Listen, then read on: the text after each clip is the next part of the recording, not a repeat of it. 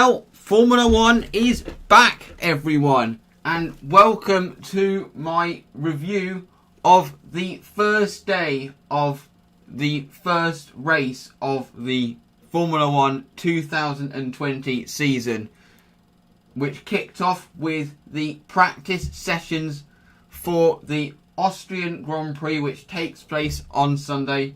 And here I am going to be discussing the main stories from today. So, firstly, I am going to be recapping each of the sessions, which would include the feeder series in the form of Formula 2 and Formula 3, which had their qualifying sessions. And it was a really interesting day of action today. We had a lot of stories and there were a lot of mistakes throughout the day. Obviously it's a lot of people's first time in the cars since testing, although some people have done some testing in the time that we've had, but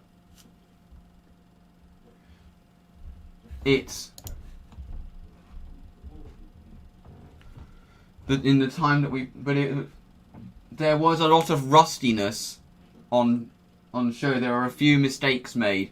But so, let's go into the recap of the first practice session. Oops.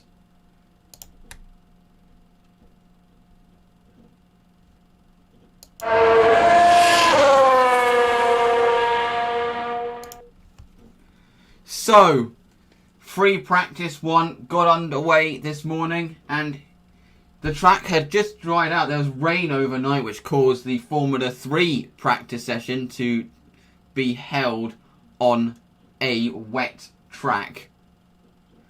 But Formula 1 practice 1 got underway, and Mercedes instantly hit the ground running.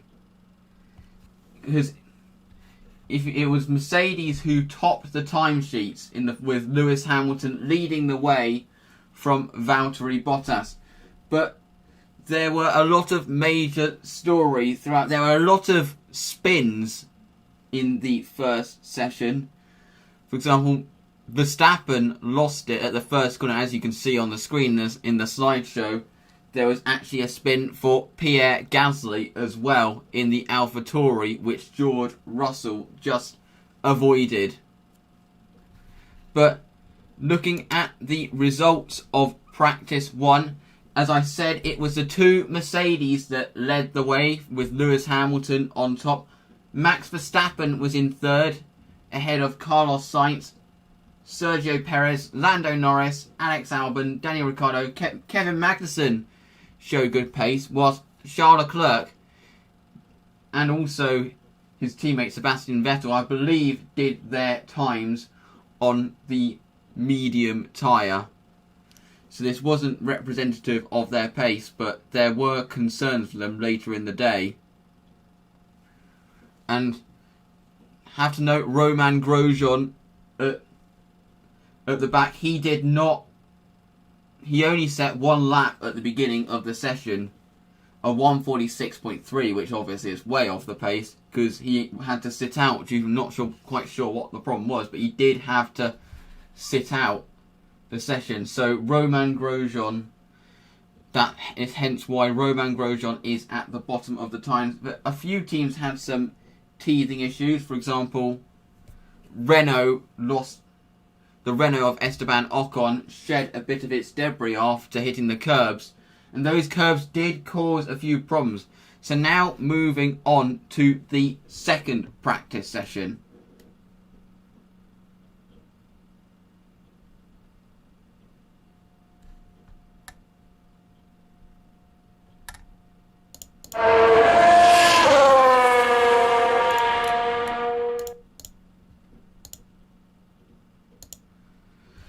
So, the second practice session took place in the afternoon, and this was really where we saw more of the true pace.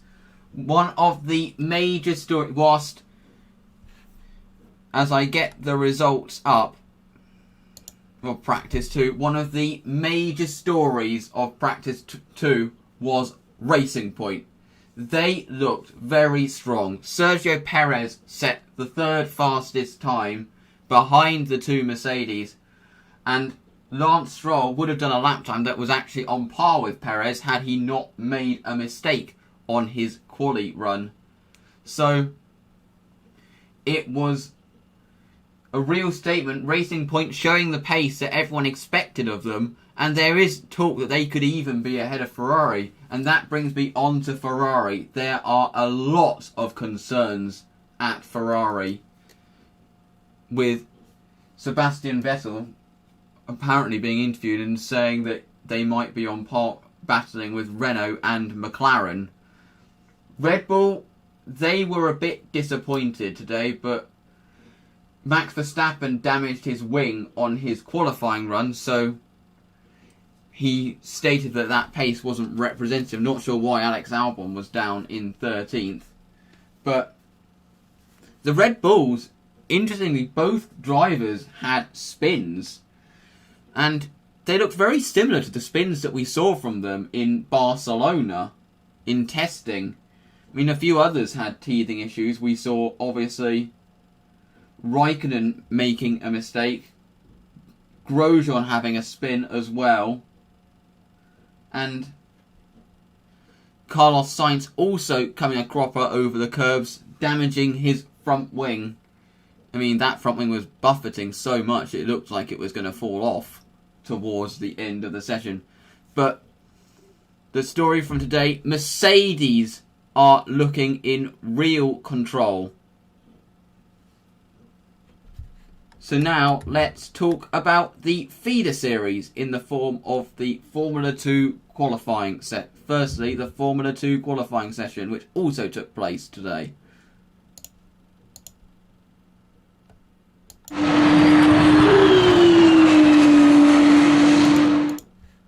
So, Formula 2 also kicks off this weekend, as I also stated, and there were a lot of surprises in the qualifying session. I mean, a lot of the, pretty much all the drivers, which I said in the preview that they weren't ready for Formula 2 and should have another year in Formula 3, completely shut me up. As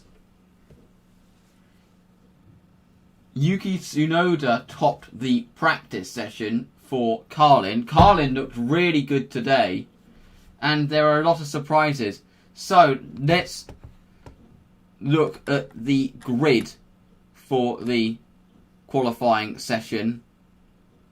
The grid for tomorrow's feature race, which is going to be, it's going to be a very interesting race with all these rookies in the field that are high up. It's going to make for an entertaining race, I'm pretty sure of that. So, on pole position was Guan Yu Zhou, and that is not a surprise. We knew that he was going to be a title contender going into the season, and he took pole with a very convincing margin. He was 0.464 seconds ahead of his nearest rival, and that was Felipe Drugovich. And yes, I did say that. I said that he was going to struggle this year, but he completely shut me up by qualifying on the front row. In third on the grid, we have Callum Ilott, ahead of Christian Lundgaard, who also impressed. Now, there was a lot of action. There was 2 red flags in the session. We saw Marino Sato bring out the first red flag. I mean, that's the screenshot that you're seeing on the screen now. And then at the end of the session, and this was more costly for some other drivers, Nikita Mazepin went off, which resulted in a red flag that prevented any other improvements. Mick Schumacher starts in 5th ahead of Jehan Daruvala in 6th. Carlin had very impressive pace. Luca Giotto qualified in 7th ahead of Robert Schwartzman, who I think will be slightly disappointed with 8th. I believe he was the driver behind Mazepin when he went off. So that may have obviously slowed down his lap time. Dan Ticktum will be starting in 9th ahead of Louis Delattrez in 10th. Nikita Mazepin, despite his off at the end, 11th is quite an impressive result. He missed the whole of practice in the morning because of a technical issue. Yuki Tsunoda, after his pace in practice, will be disappointed with 12th. In 13th place, we have Marcus Armstrong, who was on a very good lap at the end, but he completely squandered it in the middle sector, which put him down into 13th on the grid. Jack Aitken, I think, was another driver to suffer from the red flag at the end. He will start in 14th ahead of Pedro Piquet. Roy Nissany starts in 16th ahead of Sean Gelael, Giuliano Alesi, Jeremy Samaya, Artem Markov, Nobuharu Matsushita, who will be very disappointed with 21st, and Marino Sato, who had a very bad day with an off in practice and an off in qualifying. In terms of who I predict is going to win the feature race, because the way I'm going to be doing this is, after the qualifying session of each of the series, F1, F2 and F3, I am going to be predicting the races during the weekend. So my prediction for the Formula 2 feature race victory is going to be Guan Yu Zhou. I think he showed really convincing pace in qualifying. And I can, with all these, because I think tomorrow's race, the rookies that are in the top 10 are going to struggle with the tyres. And I'm going to possibly hold some of the experienced drivers behind up. Some of the drivers who don't have the best of F3 experience that might struggle in Formula 2. But I'm not saying that they can't have a good result. But I think Guan Yu Zhou will disappear off at the start, and he will be very hard to beat tomorrow in tomorrow's feature race. In terms of the podium, I'm predicting the podium will be him, Callum Ilott, and Callum Ilott will finish in second, with Mick Schumacher finishing in third. Now, talking about the sprint race, my prediction for the sprint race is that Robert Schwartzman will take who I'm still tipping for the title, Robert Schwartzman will take the victory in the sprint race, ahead of Luca Giotto, who will finish in second. And third place, I believe, will be Mick Schumacher in the sprint race. So it's going to be an interesting race weekend for Formula 2.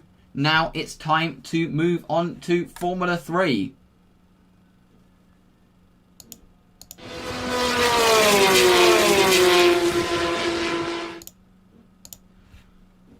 So, there was a lot of surprises in the Formula 3 session, and the two drivers who are on the front row are actually drivers that I predicted were going to struggle this year. It was a really surprising session. There were a lot of drivers who I predicted would do really well that really struggled in qualifying. And on pole position, it was the ART. It will be the ART of Sebastian Fernandez, and he will be joined on the front row by Lorem Zendelli. It was a very close session, and I predicted that. I predicted that those two would struggle this year, but they clearly, the year's experience worked for them, and they qualified at the front. This series does often have quite a few surprise pole sitters at the early part of the season, but so will they continue this momentum? I don't know, but it's going to be interesting to see if they do. Oscar Piastri it's an all-prima second row in the form of Oscar Piastri in third and Logan Sargent in fourth. Jake Hughes, he must feel really old alongside all the other drivers. He starts in fifth ahead of Frederick Vesti, who's the driver that I predicted for the championship. David Beckman, he topped practice, and he is justifying my belief that this mesh with Trident is going to remesh with Trident is going to rejuvenate him. Alex Peroni starts in 8th ahead of Richard Verschoor in 9th. And Roman Stanek, he had a very good day, having only been announced earlier in the week. He had a very good day, starts in 10th. Alexander Smolia starts in 11th ahead of Liam Lawson in 12th. Bent Viscal starts in 13th ahead of Clement Novalak. Important to note that Novalak's lap, he could have been higher on the grid, but his lap was disrupted, I believe, by Caelan Williams, which meant that he was not able to improve. Jack Doohan starts in 15th ahead of Dennis Hauger in 16th, Max Futrell in 17th, Matteo Nannini in 18th, Federico Malvestiti in 19th, and Teo Pulcher, I think, was the shock of the session. He only starts in 20th. And I think that was a big shock. Cameron Dass starts in 21st ahead of Lucas Dunner in 22nd. Caelan Williams starts in 23rd ahead of David Schumacher in 24th. Ollie Caldwell in 25th. Enem Ahmed would have expected better than 26th.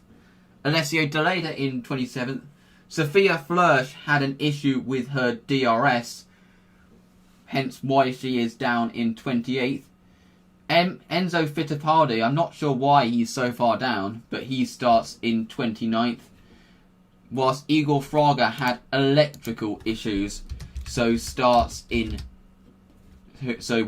at the back of the grid. He had a very bad day, and he had electrical issues in practice, which made their way over to qualifying. And actually, I'm just reading that Enzo Fittipaldi had the same issue that Sophia Flörsch had, hence why he is so far down with his DRS not working. So we can expect him to make some movements in the race tomorrow. And ironically, Formula 3 was the session where we saw the least mistakes from anyone. I mean, the only massive moment that happened in qualifying was Frederick Vesti, who had quite a dramatic spin. But other than that, there weren't really many mistakes in that session. So ironically, the F3 drivers seemed to be the most comfortable out there. But like the F2 race, I am going to predict the podium for the feature race and the sprint race. For the podium of the feature race, I am going to go for Oscar Piastri to win the race tomorrow. He will win. In second place, I'm going to predict Frederick Vesti. I mean, this is a track that you can easily overtake, so he can easily get on terms with the rest of the top 5. I'm going to predict him to finish in second. And rounding out the podium, I'm going to say Sebastian Fernandez. He showed good pace, which I can see carrying over to the race. And in terms of reverse grid pole, the reverse grid pole, and, well, actually not reverse grid pole, the win on Sunday, I keep mistaking those, I am going to predict that Richard Verschoor is going to win the race on Sunday. He starts in 9th. And don't forget the grid is reversed up to 10th, but if you put him near the front of the grid, which I believe he will make the most of the opportunity. So I'm going to say that he will win the sprint race on Sunday. In second place, I'm going to predict Alex Peroni, which will be a good comeback result after his season got curtailed last year. I predict he will finish in second in the Sunday race. And in third place, I'm going to include a Prima on the podium. I'm going to predict Logan Sargent in third for the Sunday race.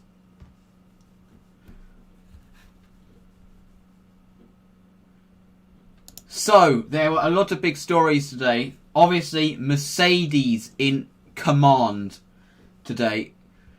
As I said, they clearly have the quickest car, and they've got to be the favourites for pole tomorrow. Red Bull, we haven't seen the best of. I believe that practice 3 is going to be where we see the best of them tomorrow. But Red Bull is going to be an interesting one to see if they are going to be on turns.